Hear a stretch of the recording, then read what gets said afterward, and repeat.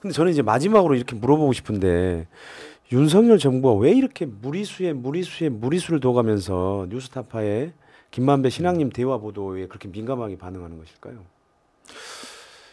일단은 특검이 좀 두려웠던 게 아닐까. 특검, 쌍특검. 이제 두 개 공교롭게도 김건희 도이치 특검 같은 경우에도 뉴스타파가 시작했죠. 그 경찰 내사 보고서 3년 전인가요? 경찰 내사 보고서가 없었다면 그렇죠.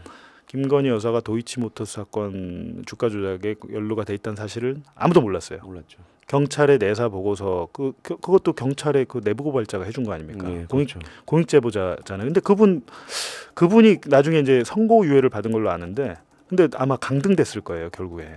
경찰에서 징계를 받아가지고. 그분의 그 공익 제보가 없었다면 이 특검은 출범할 수가 없었죠. 그분의 그 내사 보고서가 뉴스타파로 와서 뉴스타파에서 충실히 보도를 했고. 가 있었고, 대장동 특검 마찬가지. 50억 클럽 특검 뉴스타파에서 계속 줄기차게 보도한 데는 뉴스타파밖에 없습니다. 뉴스타파에서 줄기차게 보도를 해서 박영수 전 특검 피의자로 전환됐고, 대장동 장급책 조우영 씨, 천화동인 6호 282억 수익 먹었는데도 건들지도 않잖아요. 건들지도 않다가 작년 4월에 입건됐습니다. 뉴스타파가 계속 보도한 거죠. 뭐 그 검찰 수사 기록, 아니 너희들 수사 다 해놨잖아, 알고 있잖아, 근데 왜 안 부르는 거야? 라는 보도를 줄기차게 하니까 울며 겨자 먹기로 박영수 전 특검이 입건돼 지금 재판을 받고 있고, 그렇다 보니까 야 이거 나머지 50억 클럽 특검도 이거 뭐야? 왜 조사 안 해? 이렇게 되면서 이제 특검이 안이 상정이 된 거잖아요. 그러니까 공교롭게도 두 개의 특검, 쌍특검 안이 뉴스타파의 보도와 긴밀하게 연관이 돼 있었고, 이 분위기를 만들지 않은 채, 그러니까 김만배 신앙님의 대화는 가짜 뉴스다, 뉴스타파의 뉴스는 다 가짜야 라는 프레임을 만들지 않으면 이번 총선에 또 어떤 타격을 입을지 모르고, 쌍특검에 대해서 만약에 그게 특검이 재의결돼서 통과가 된다거나 하면 안 되잖아요. 저는 이게 이해가 안 되는 거예요. 대장동 사건 같은 경우는 한동훈 법무부 장관이 뭐라고 그랬어요? 이원석 검찰총장도 그렇고 지역 토착 비리다. 예. 전형적인 지역 토착 비리다. 민관이 이렇게 돈으로 묶인. 그러면 이제 뭐 이재명 성남시 쪽에 다 문제다, 이거는 비리다, 이렇게 규정을 한 거잖아요. 근데 대장동 특검을 왜 안 합니까? 그게 진짜 이상해요. 근데 왜 이거에 대해서, 지금 김건희 특검이 워낙 크니까 거기에 묻혔지만, 아니 왜 하나는 할 수 있잖아요. 김건희 저 특검이야 부인 문제니까 아이고 큰일 나겠다 해서 뭐 그럴 수 있어요. 대장동 특검을 왜 안 받는 겁니까? 그러니까 저희가 이제 봉지욱 기자 출연할 때마다 그 얘기 지적을 하셨는데, 그러니까 본인들한테 유리할 수 있는 대장동 특검을 계속해서 지금 거부하고 있으니까 참 이건 자기 모순이잖아요, 사실. 그러니까 이게 이상해요. 그 대장동 특검을 더 낱낱이 밝혀서 그럼 그 지역 토착 비리의 실체를 낱낱이 밝히면 될 거 아니에요. 근데 제가 말씀드렸지만 검찰은 대장동 사건에서 어마어마한 검찰 비리가 들어가 있거든요. 검찰의 고위 그렇죠. 전관들, 그분들이 돈과 엮여 있고 김만배와 엮여 있고 로비에 동원되고 검찰 수사 무마에 연루가 돼 있고, 이 전모가 드러나면 검찰은 문 닫아야 될 수도 있거든요. 제가 볼 땐 그래서 못 받는 겁니다. 이 대장동 특검을 통해서 정말로 그럼 2011년부터 약 10년 동안 김만배나 뭐 배성준 기자나 이 기자들을 통해서, 아니면 또 박영수 전 특검이나 뭐 최재경 전 수석이나 뭐 이런 고위 정관들을 통해서 어떤 일이 벌어졌고 정말 수사무마가 어떤 식으로 이루어졌는지가 낱낱이 나오면 검찰은 문 닫아야 될 수도 있어요. 그렇기 때문에 저는 아마 그럴 거라고 생각을 하는데 그 얘기는 하지 않죠. 한동훈 법무장관 그 얘기 안 하잖아요. 지역 그렇죠. 토착 비리, 그러니까 사건을 축소시키는 거죠. 근데 사실 이제 뉴스타파가 유일임 그 방심위원장의 청구 민원 의혹들을 이제 연속으로 계속 보도를 하고 있는데, 이게 사실 이제 뉴스타파의 한 매체만 머물지 않고 다른 더 영향을 미칠 수 있는 레거시 미디어들이 사실 그거를 보도를 해줘야 사실 이게 힘을 받는 거잖아요. 근데 처음에 어땠습니까? 좀 이게 언론사 보도에 좀 많이 반영이 됐나요? 아니죠. 역시 이제 좀 처음에 이제 눈치를 받고. 근데 저는 되게 황당했던 게, 어찌됐든 방송통신심의위원회 유일임 위원장이 청부 민원을 막 해가지고 과징금을 때렸잖아요. 이제 과징금이 이제 중요한 이유는 이제 법정 최고 제재예요. 과징금 밑에가 이제 관계자 징계 뭐 이런 식으로 쭉 있는데 과징금 최고 수위의 징계를 때린 거는 이 징계를 이렇게 법정 제재를 하면 그게 방송 평가에도 반영이 되고 방송 면허를 재승인 갱신할 때 우리가 운전면허 갱신할 때처럼 방송 면허도 3년에서 5년 사이에 갱신을 해야 돼요. 그때 큰 감점, 엄청 큰 감점이 돼요. 그렇기 때문에 방송사들은 과징금 같은 건 엄청 피하려고 하거든요. 근데 과징금을 맞았잖아요. 그럼 대부분 뭐 근데 아마 박민 사장은 과징금에 대해서 소송 안 하겠다, 받아들이겠다라고 얘기한 걸로 제가 기억이 되는데 참 착한 분이세요. 잘 보세요. 그러면 KBS, MBC, JTBC, YTN 네 곳이 지금 과징금을 받았어요. 그렇죠. 그 청부 민원에 연루돼서 신의. 그렇다면 정상적인 상황이라면 반발을 이 네 군데가 난리를 쳐야 될 거 아니에요. 야 그거 봐. 정상적인 민원이 아니고 가짜 민원, 그 허위 민원으로 우리 과징금 때린 거 아니야? 이거 다 무효야. 이렇게 나와야 되는데 그렇게 나온 데는 한 군데밖에 없죠. MBC밖에 없습니다 지금. 야. 나머지 다 입을 닫고 있어요. JTBC 단 한마디도 못 하고 있어요. 자기들이 당했잖아요.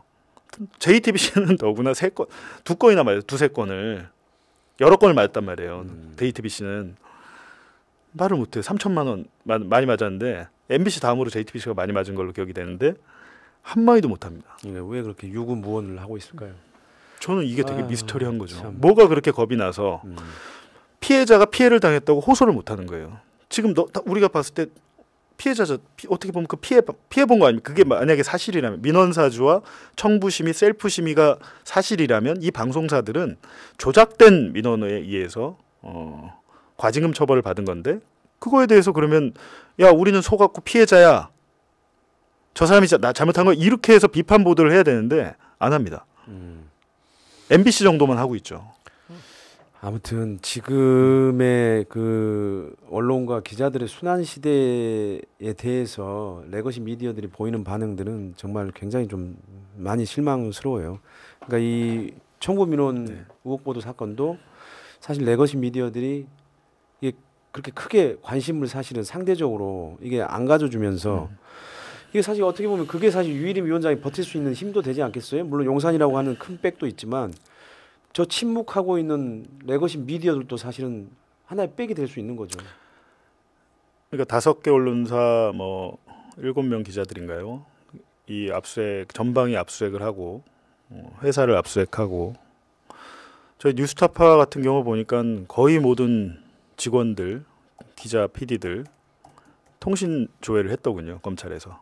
이 사건과 관계가 없는데도 뉴스타파 구성원이란 이유만으로 검찰에서 여러 번 계속 통신 조회를 하고 있습니다. 근데 이렇게 되다 보면 이제 위축이 되는 거죠. 한마디로 쫄게 되는 거죠. 그럼요. 자, 쟤네 봐. 네.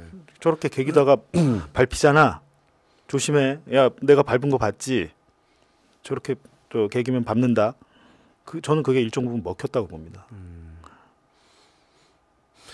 그러니까 서울의 소리가 뭐 저기 어제도 김건희 여사 명품백 수수 사건 관련해 가지고 외신 기자를 해결했는데 거기도 취재를 별로 안 했대요. 유튜브에서도 별로 방송을 안 했다고 그러고.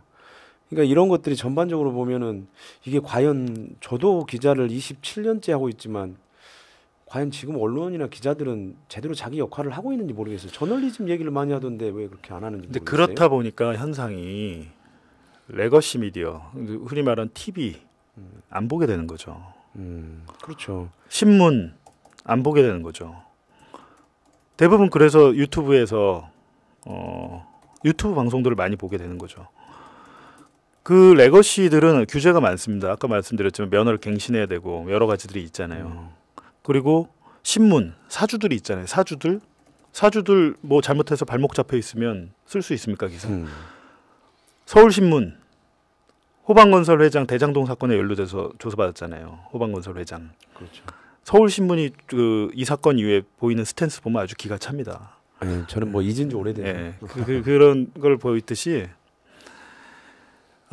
결국에는 시청자와 독자들은 외면합니다. 그렇게 되면 외면하는데 그럼에도 불구하고 내가 살아야 되기 때문에 그런 것인지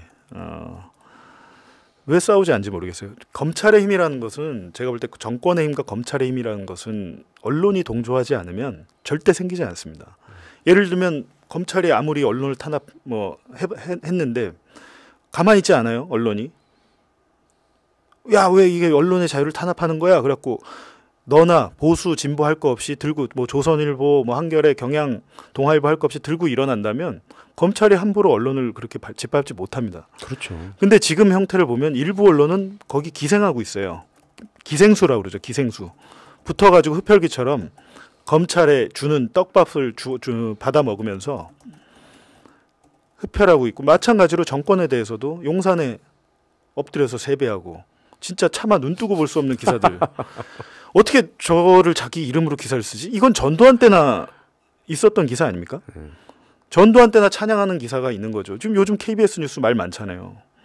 땡윤 뉴스다. 그래가지고 그런 것처럼 정말 저는 이게 2024년에 이게 일어날 수 있는 일인가 싶을 정도입니다. 땡전 뉴스의 부활 같은 거죠. 그러니까 어떻게 이런 일이 일어난 겁니까? 그러니까 항상 복고는 항상 있더라고요. 그러니까 복고가 반동인 경우들이 되게 많잖아요. 그러니까 이제 복고들이 있는 거죠. 그러니까 지금의 복고는 이제 땡전 뉴스의 부활이라고 하는 복고이고. 아니 그래서 무슨 얘기까지 나오냐면 박근혜 때가 나왔다. 기자들끼리는 이런 얘기도 해요. 그거는 정말 최악이에요. 그런 식의 얘기가 나오는. 그러니까 거는. 기자들끼리는 박근혜 때가 나왔다. 이명박 때가 나왔다. 그때는 눈치라도 보지 않았냐. 몰래 하지 않았냐. 몰래 무슨 국정원 문건 만들고 몰래 하지 않냐. 비선이 몰래 하고 하지 않았냐. 근데 이건 대놓고 이렇게 해버리니 거기서 언론은 그거를 비판하고 감시하고 뭐 해야 될 언론이 거기 싹 또 붙어버리니 이렇게 되다 보면 대다수 국민들은 보겠습니까 그거를? 믿을 수가 없는데요.